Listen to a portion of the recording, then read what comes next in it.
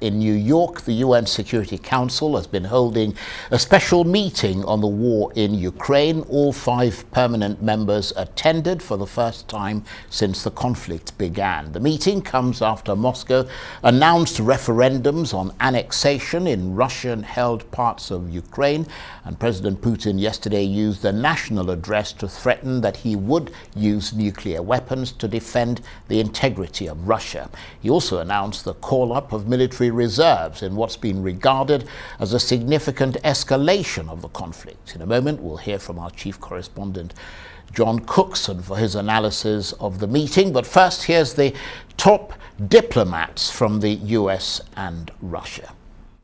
That President Putin picked this week, as most of the world gathers at the United Nations, to add fuel to the fire that he started, shows his utter contempt for the UN Charter, for the General Assembly, and for this Council.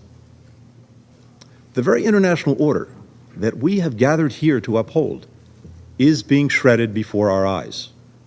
We cannot, we will not allow President Putin to get away with it.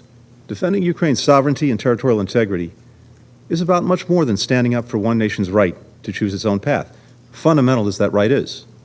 It's also about protecting an international order where no nation can redraw the borders of another by force.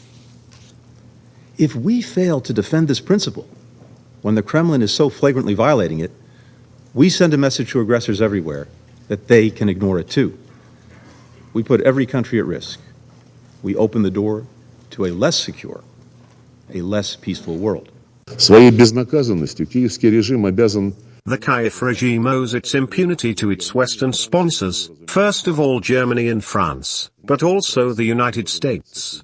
Instead of pushing the Kyiv authorities to implement the Minsk Agreement, Berlin, Paris and Washington cynically ignored the growing threats of Kyiv to resolve the problem of Donbass by force. The so-called Plan B. Plan B.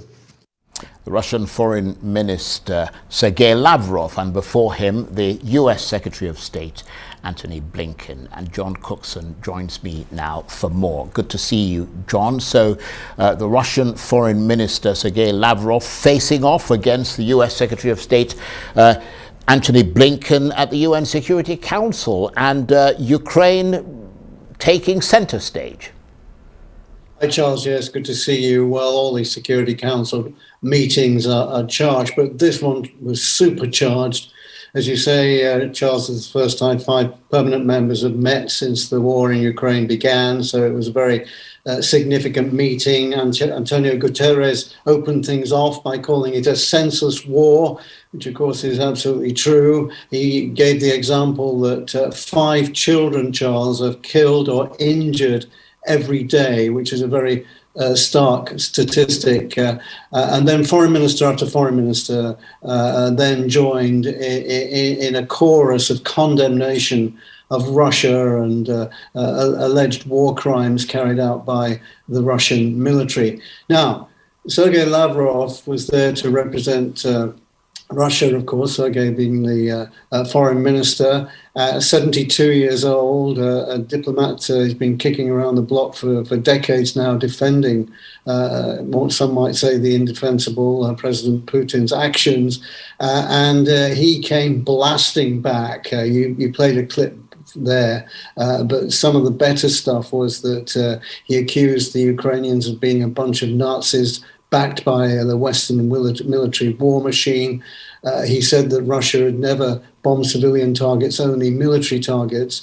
And he also said, well, if Russian soldiers are allegedly committing war crimes, what about the war crimes, he said, carried out by Ukrainian soldiers against the Russians? And Lavrov said he had evidence of torture of Russian soldiers and random executions. So Lavrov came storming back and typically defended the Russian position. What I was interested in, Charles, in this meeting is what of Russia's allies, China and India, what would they have to say?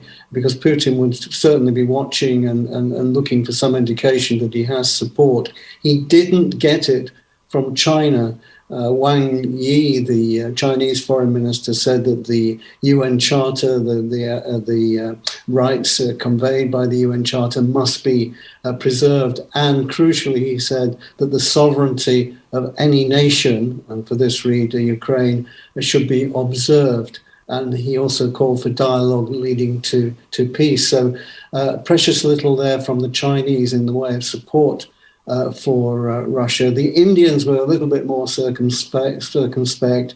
They said that there was no justification for violation of human rights, and their representative called for dialogue. So an interesting take there by the Indians and the Chinese. So the Russians pretty much isolated today as far as comment goes in the Security Council.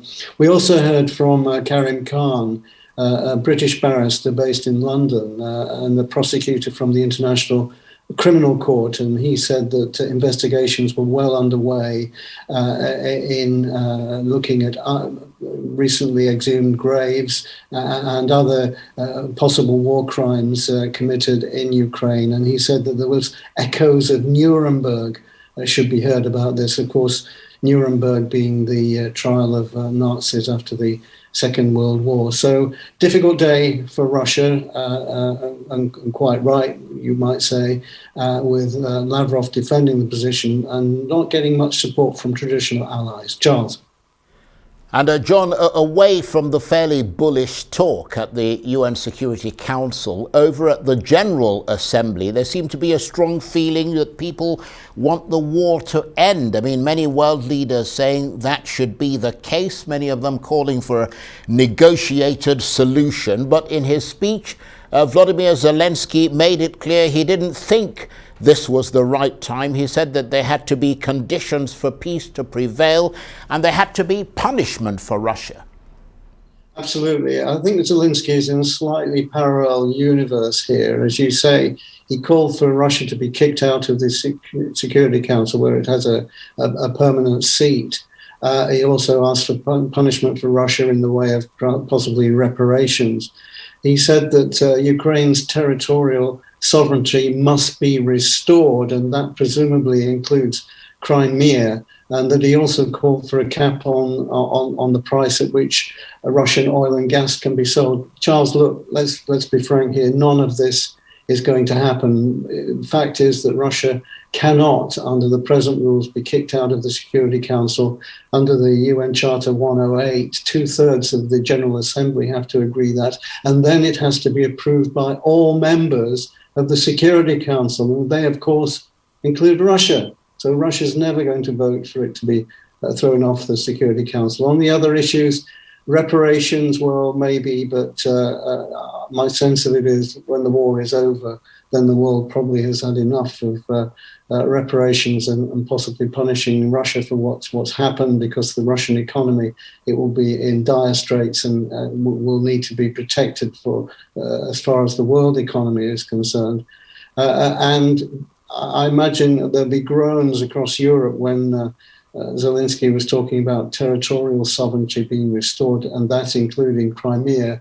That means, Russia is hardly ever likely to give up Crimea, meaning this war will just go on and on and on. So fine words from Zelensky, but I'm afraid in the real world, I don't think any of that's going to happen. The things that he's calling for terms, basic terms for peace talks. Peace talks, I'm sure, will happen, but not on those terms.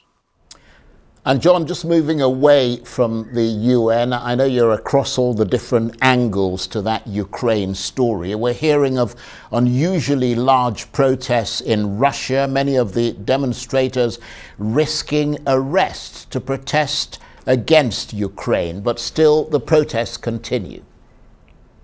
Risking arrest, Charles. Some of those who have been arrested, at least 1,400. And some of them have already been conscripted into the Russian army. So that's something to think about. 38 cities across Russia saw protests last night and today in Moscow and in Leningrad in the west and in the east, in cities in Siberia. I mean, Russia has seen protests before, but perhaps the scale of it is something which will be causing Putin some problems. The airports, major airports like Moscow, are crowded with young men trying to get out.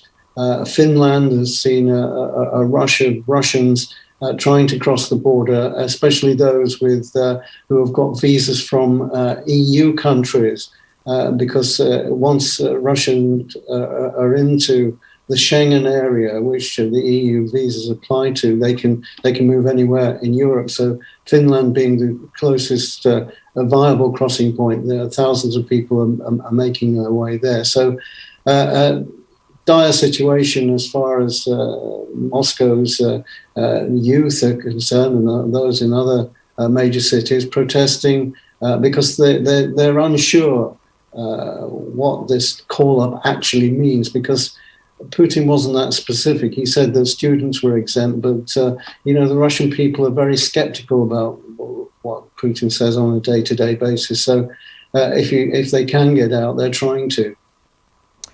John, thanks very much indeed, and thank you for tying all the different strands of that complicated story together for us. John Cookson, Arise Chief Correspondent.